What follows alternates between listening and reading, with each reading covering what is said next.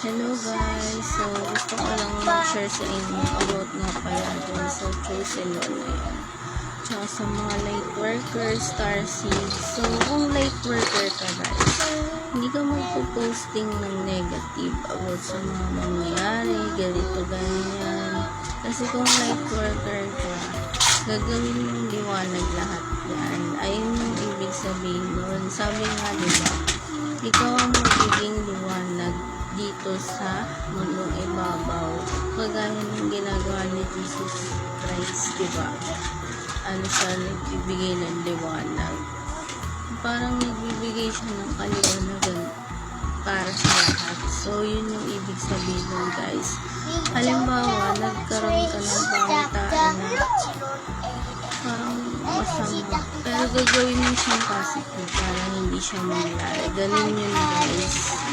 Hindi porket na sinabi mo na ganito, ganyan mangyayari. Hindi ganun. Mabalik ka rin mo siya guys. Kasi nandito tayo ngayon sa sabihin natin na nasa second tribulation na tayo. Another 7 years na naman yun guys. Another 7 years. Yung una, rapture of the saint, diba? Ngayon, another 7 years na kay ano tayo ngayon. Satan, nakalaya na kasi siya. So, ingat-ingat na lang tayo. May nagpalaya. So, hayaan na lang natin kung sino man yung nagpalaya kay Satan. So, it's normal naman talagang mangyayari yung Bible prophecy.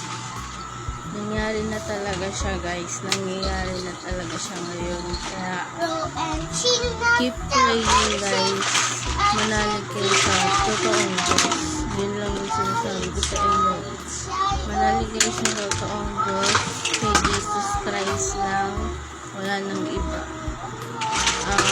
Ang gusto ko lang sabihin sa inyo na mas okay kung Christianity kayo guys, kasi mas effective ang prayers ng promise. Totoo yun guys. So yun lang gusto kong i-share sa inyo.